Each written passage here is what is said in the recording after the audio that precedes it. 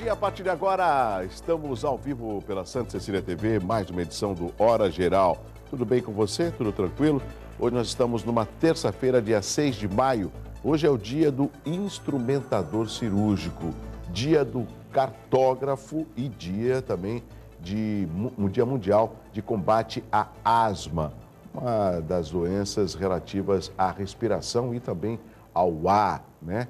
Então, um bom dia especial a todos os nossos telespectadores. A partir de agora tem o Hora Geral. Lembrando que você tem o 3041-6777, que é o telefone que está à sua inteira disposição. Tem o site que é euestoucomvocê.com.br. Tem o e-mail que é o horageral@euestoucomvocê.com.br. São muitas as formas de você participar do Hora Geral aqui na Santa Cecília TV. Meu amigo Marcos Santana, tudo bem, Marcos? Tudo bem, bom dia. Fazia tempo. Prazer. A primeira vez que eu... Primeira vez, né? Como participante, como convidado. Do Hora Geral. Eu gosto de acompanhar o Hora Geral. Eu quero te cumprimentar, você e a sua equipe. É um programa que já se consolidou no horário. Tornou-se uma referência para quem gosta de acordar cedo e gosta e precisa de acordar cedo para amanhecer bem informado. E conhecer os assuntos da região. Conhecer os assuntos. Você traz sempre convidados muito importantes para debater os assuntos que dizem respeito ao dia a dia da população. Exato. Meu amigo Marcos Santana, ele que é editor adjunto do Jornal da Orla, além, lógico, de jornalista, vai estar participando com a gente desde o início do Hora Geral para comentar algumas manchetes e, lógico, vamos estar falando de alguns assuntos ligados à nossa região metropolitana. Eu sei da importância que o Jornal da Orla tem com os assuntos da região, mas eu quero ouvi-lo, quero saber a sua análise sobre alguns gargalos com relação à nossa região metropolitana, alguns projetos. Combinado, Marcos? Claro. Bom, vamos já conhecer em nome de Nita Alimentos. Com Nita é muito mais gostoso. Vamos conhecer as manchetes dos principais jornais desta terça-feira.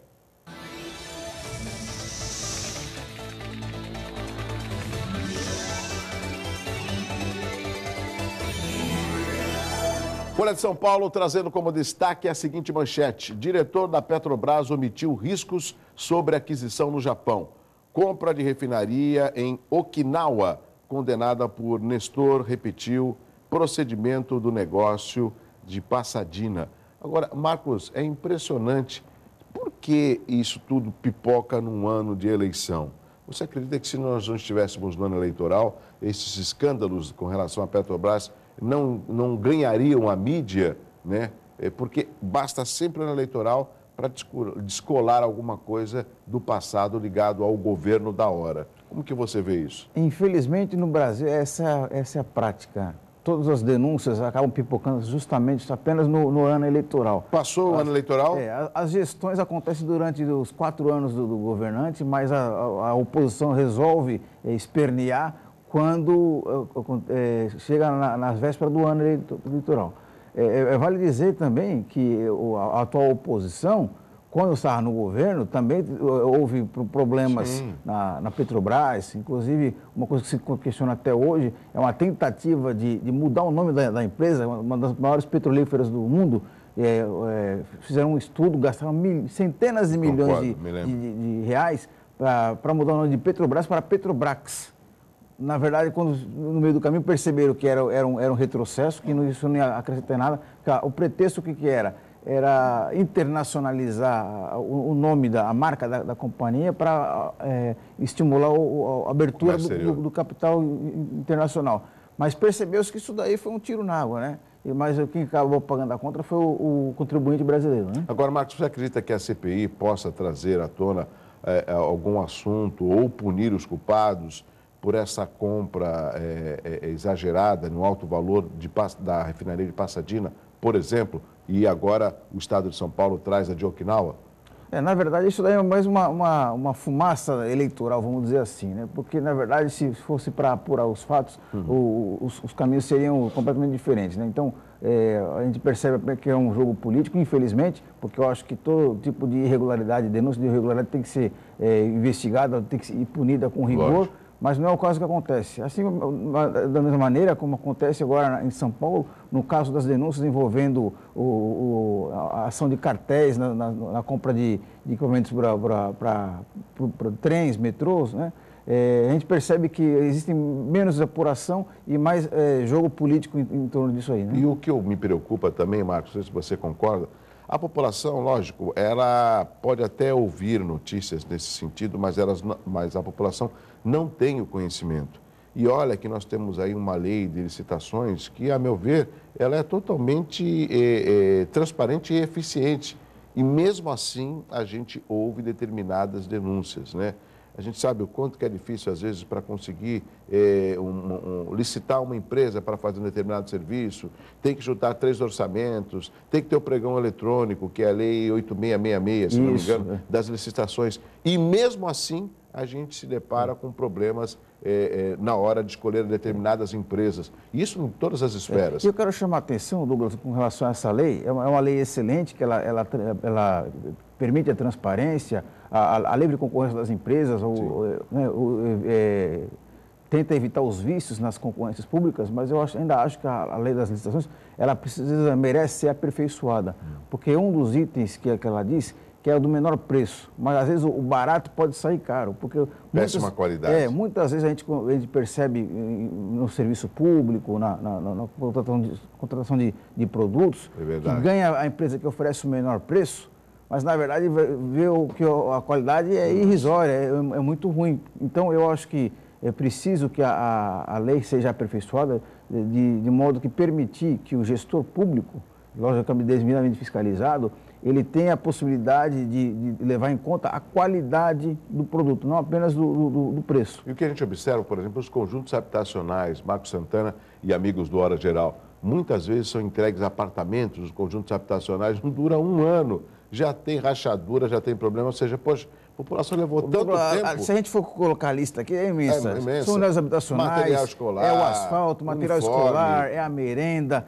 Se a gente for parar para analisar, nós vamos ver que nós estamos pagando, na verdade, muito caro, porque o poder público contrata e depois precisa fazer um outro contrato para refazer o que foi feito. Ou um aditamento em cima do contrato e tudo isso com dinheiro seu, meu, nosso, né? Vamos continuar aqui com as manchetes da Folha de São Paulo. Prefeito cogita regularizar área invadida perto do Itaquerão. Daqui a pouco a gente vai mostrar, acho que tem uma foto no Estadão que mostra a invasão no entorno do Itaquerão, já de moradias. Mulher espancada após boato de magia negra morre em São Paulo. Foi aqui no Guarujá, no Morrinho Zoom. Vou esperar chegar os jornais locais para a gente poder comentar esse assunto. Deixa eu ver, olha a Cantareira, volta só um pouquinho, Cantareira. Olha só como que está, apenas 10%. Deixa essa foto, pode deixar a foto. Apenas 10%, Marcos, o sistema que abastece a Grande São Paulo atinge o menor nível para especialistas. Solo ressecado atua como esponja e deve atrasar a recuperação de mananciais. Ou seja, em agosto de 2012 tinha 70%, em maio de 2013, 60%, em agosto de 2011, 50%, em junho, 40%, ou seja, a margem do rio Jacareí, que integra o sistema. Isso é preocupante. E eu vejo o governo do estado, eu vejo o próprio governador falar, nesse ano não vamos ter racionamento de água. Você não acha que quando uma notícia dessa é dada pelo governador, a população se sente tranquilizada? E quando a gente vê uma foto como essa, a preocupação é maior do que a informação? Realmente, eu acho que a situação é muito preocupante. A gente não pode atribuir apenas a culpa a São Pedro. Sim, por causa da estiagem. Tudo bem que os fatores climáticos desse ano, desse verão em especial, foram completamente excepcionais. Nunca tivemos um período tão longo de estiagem quanto verificado nesse verão. Mas ainda assim, eu acho que faltou um pouco de planejamento por parte da empresa da Sabesp de promover investimentos para buscar alternativas de captação de água. Aliado a isso, eu acho, Douglas, que a população tem uma parcela de responsabilidade nisso. Porque apesar de sempre a gente estar falando de campanha de conscientização, do uso racional da água, na prática a gente percebe são coisas bem distintas. Agora, Marcos, a população, quando ela tem esse bem tão importante que é a água, ela não se preocupa, já é uma coisa até habitual. Se eu tenho, por que eu vou me preocupar? É com relação ao meio ambiente, né? a gente sabe o quanto que é importante a preservação do meio ambiente. E as pessoas não percebem a diferença entre racionamento e uso racional da água. Porque você pode usar racionalmente a água sem evitar o desperdício, sem abrir mão do conforto, sem abrir mão das condições de higiene, mas eu acho que ainda falta para a população essa conscientização quanto ao uso racional da água. Vamos continuar com as manchetes aqui. Deixa eu ver outra parte da Folha de São Paulo. Nós temos ali: Robinho pode ir à Copa por ser bom de pandeiro e amigo de Neymar. Vamos ver se ele está ainda em forma para pegar mais uma Copa. E olha, Douglas, já existe um lobby muito forte para o Robinho, e tanto é que no álbum oficial da FIFA, o álbum de figurinhas, tem o cromo do Robinho, né? Apesar de ele não ter sido convocado há um bom tempo, tem a figurinha do Robinho no álbum. Inclusive, por falar em figurinhas, foi a capa do Jornal da Hora, né? Grande número de pessoas trocando figurinha, pessoas de todas as idades. Todas as idades, de gente tentando vender cromos a R$10. Curioso, né? É esse momento pré-Copa que nós estamos vivendo. Vamos ao estado de São Paulo. Estado de São Paulo que traz como destaque, olha aqui, essa foto que é emblemática, olha lá. As pessoas já invadindo Marcos Santana e amigos do Hora Geral, o entorno do Itaquerão, ou seja, que o crescimento desses barracos é um crescimento tão rápido que eu não sei como a prefeitura vai tentar conter essa invasão. Agora, que cenário, lógico, que contraste triste vai ter quando da estreia da Copa, ver que o entorno do Itaquerão está cheio de barracos. Isso mostra, mais uma vez, a falta de projetos habitacionais que não envolve só São Paulo, mas também as cidades aqui da nossa Baixada. Tem como conter essa invasão, Marcos? É praticamente impossível, até porque, como estamos na véspera da Copa do Mundo e véspera de campanha eleitoral, então as autoridades já ficam um pouco mais sensíveis, entre aspas, em relação ao problema desses moradores. Porque esses moradores têm problema de moradia, não é de agora, não é da semana passada. Eles têm uma vida insalubre há um bom tempo. Então, aproveitando-se as vésperas da Copa do Mundo, as vésperas da eleição, então eles fazem essas ocupações até mesmo com uma tentativa de chamar a atenção das autoridades para reverter esse quadro de completa desatenção que eles recebem. Né? Tá certo. Por eleição, Dilma da diretoria da Caixa ao PTB. Olha só, tesoureiro, ou seja, pode deixar a manchete deixa a manchete estampada para que o nosso telespectador possa observar essa manchete. O que significa, Santana? O tesoureiro do partido assumirá a vice-presidência do banco, a vaga tradicionalmente ocupada pelo PMDB. Ou seja, é importante, existe uma outra forma, eu não conheço, no nosso país de fazer política para ter aliados ao seu lado, que é o caso da presidente Dilma, que é candidata à reeleição? Na verdade, é uma infeliz prática que a gente percebe em todas as eleições, não só a nível federal, mas a nível estadual, a nível municipal, em todas as cidades do Brasil. Em troca nome da governabilidade, muitos governantes abrem mão até mesmo de seus próprios ideais, muitas vezes das propostas que defendeu durante a campanha eleitoral, das promessas que fez à população, para conseguir a tal da governabilidade, para ter sustentação no Poder Legislativo e tentar emplacar os projetos de seu interesse. Então, uma consequência direta é isso que nós verificamos agora. Na prática, o loteamento de cargos no governo, muitas vezes pessoas que não têm nenhuma capacidade técnica para estar gerenciando aquele setor, que é quem acaba sofrendo é a população, e isso em todos os níveis. Ontem eu estava vendo uma notícia que em São Paulo, na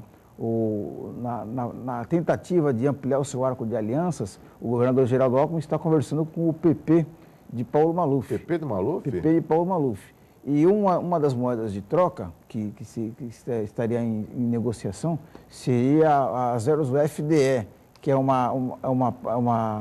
fundo de desenvolvimento da educação, é um fundo que movimenta milhões de reais para investimentos na educação.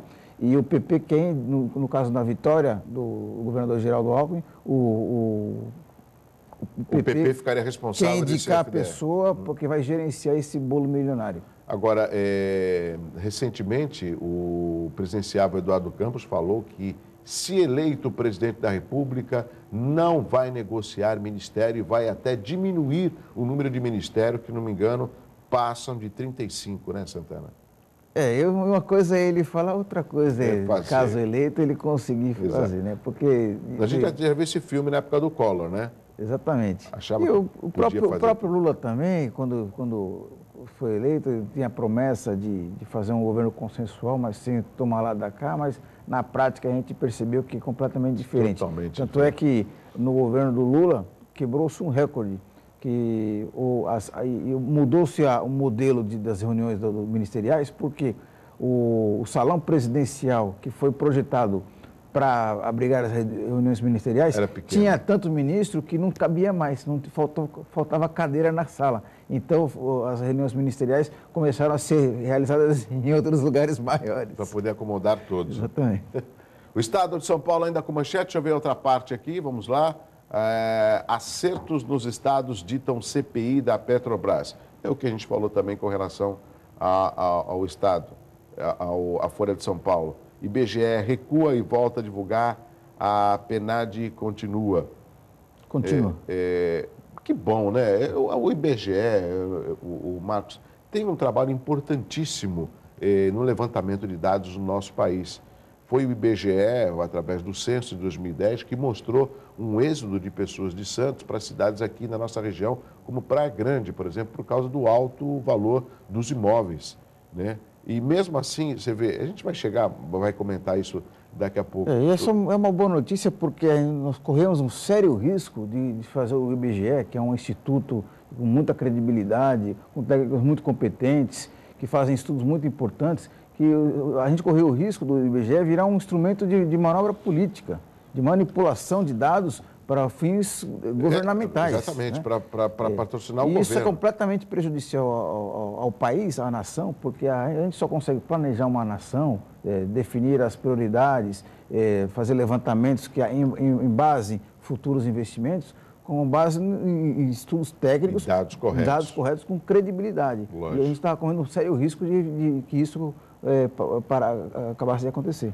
Marcos, essa foto aqui, que tem um senhor chorando, é o Jailson, é aquela barbárie e dor que aconteceu no Morrinhos, que chegou a ocupar aí a primeira página do Estado de São Paulo.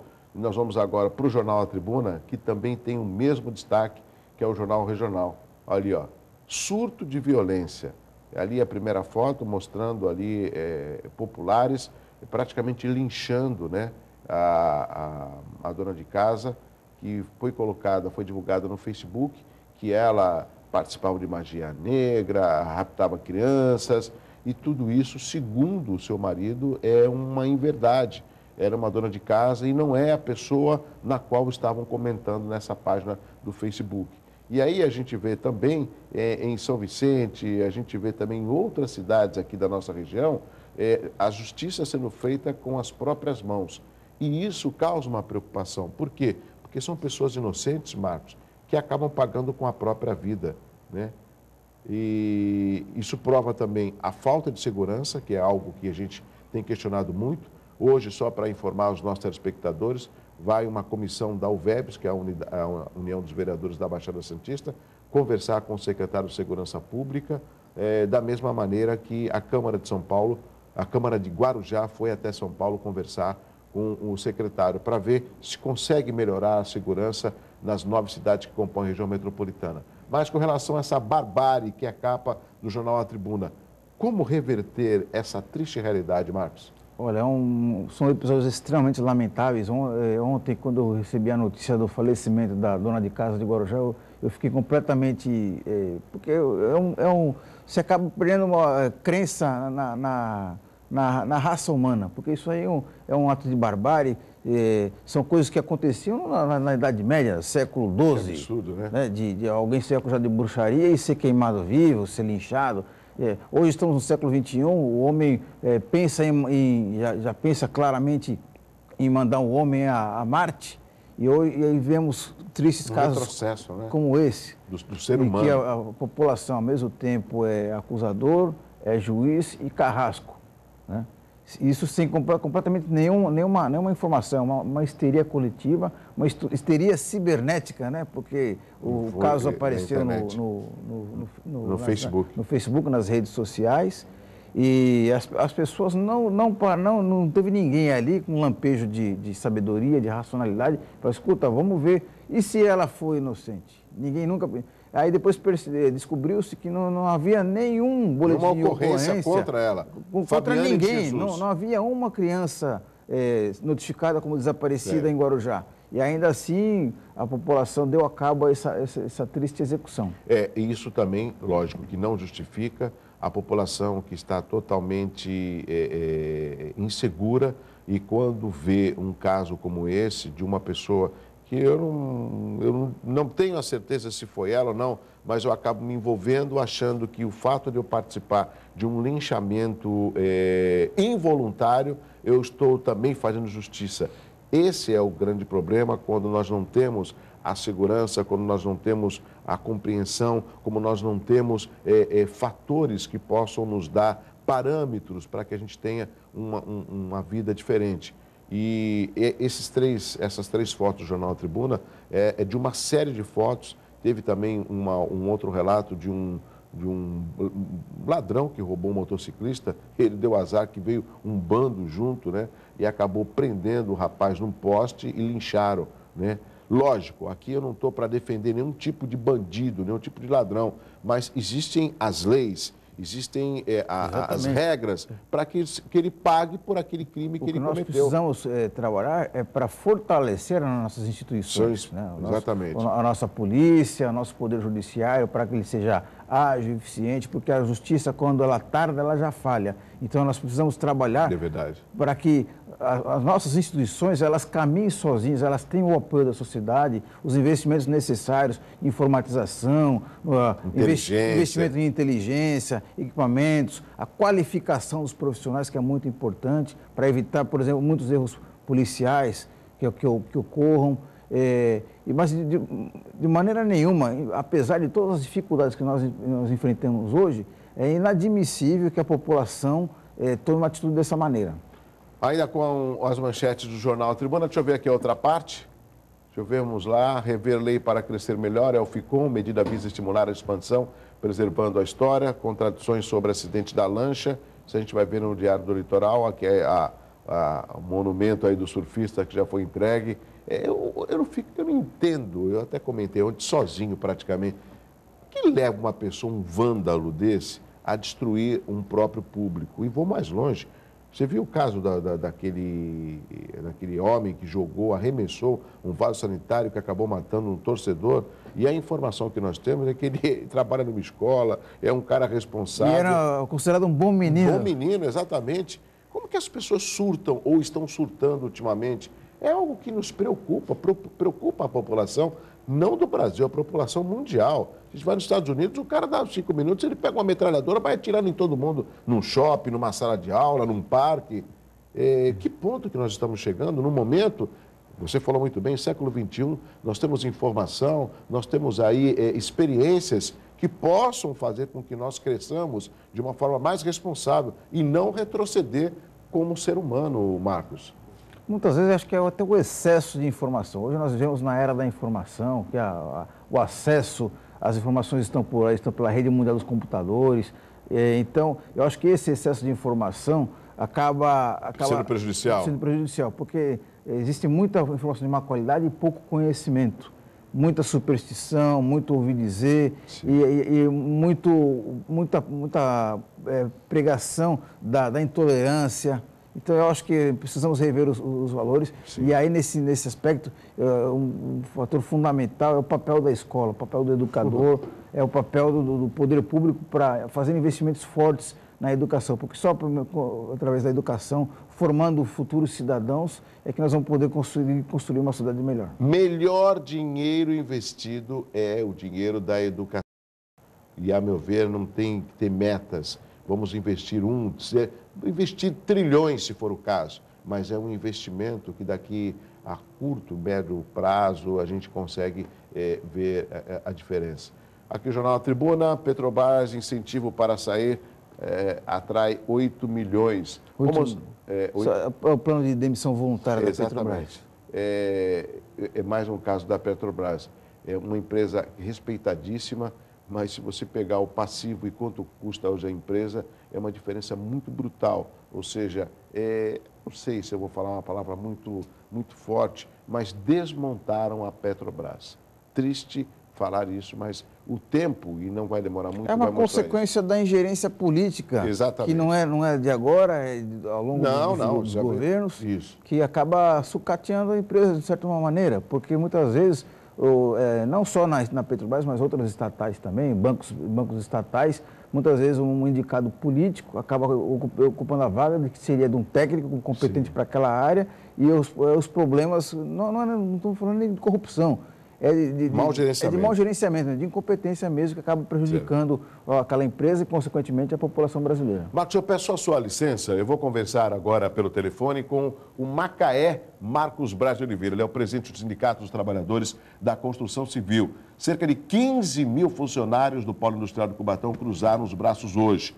Segundo o Sindicato dos Trabalhadores da Construção Civil, o motivo da paralisação é a falta de pagamento de ajuda de custo para o aluguel de alojamentos. É isso mesmo, Macaé? Bom dia. Bom dia, Douglas Gonçalves, meu ilustre vereador. Tudo bem contigo? Tudo bem, prazer em conversar com você. Estivemos ontem no centro da cidade. Eu queria que você falasse um pouco sobre o que está acontecendo com relação aos alojamentos na cidade de Cubatão, por favor. Douglas, o que está ocorrendo é que nós estamos na nossa database e nós fizemos já 4 rodadas de negociações. Sim. E nós não alcançamos o objetivo que nós o pretendia. Então, e as empresas, por sua vez, está sendo bastante redutivo. E quando foi ontem que nós tínhamos já uma assembleia já pré-marcada, e nessa assembleia os trabalhadores insatisfeitos com as propostas oferecidas pelas empresas aqui do Parque Industrial, resolveram fazer a paralisação. Tá certo. Qual vai ser as medidas que serão tomadas no sindicato, tendo você como presidente? Alguma outra assembleia, alguma negociação está marcada para o dia de hoje? Hoje nós iremos fazer a assembleia agora, a partir das 8 horas, com todo o povo, e as empresas, por sua vez, ontem no final da tarde, me ligaram que querem uma reunião às 4 horas da tarde de hoje, dia 6. Né? Então, eu falei para ela que nós estamos aí à discussão para qualquer hora, qualquer momento para denunciar. Agora, a pressa é deles, porque a produção parada, você sabe que há prejuízo. Né? Tá certo. Vamos fazer o seguinte, então, Macaé. Estamos aguardando que as empresas se manifestem e melhorem a proposta. Agora, nesse momento, nós estamos com todo mundo parado e iremos fazer a assembleia a partir das 8 horas da manhã. Tá. Vamos aguardar, então, o resultado dessa assembleia, reunião na tarde com o setor empresarial, e as novidades nós estaremos divulgando amanhã aqui no Hora Geral. Um abraço ao presidente do Sindicato dos Trabalhadores da Construção Civil, Macaé Marcos Braz de Oliveira, e boa sorte aí nas negociações. Um abraço aos trabalhadores que contribuem com o crescimento da nossa região. Um abraço, Macaé. Outro para você também, Douglas, e obrigado aí pela oportunidade e pela cobertura aí tá certo. Da nossa campanha salarial. 7 horas e 28 minutos. Vamos fazer o seguinte, eu tenho que chamar o intervalo comercial, o Marcos Santana vai continuar com a gente. Eu ainda tenho o Diário do Litoral e mais assuntos da nossa região. Só para não estourar muito tempo, eu volto já depois do intervalo. É possível? Até já, com Hora Geral.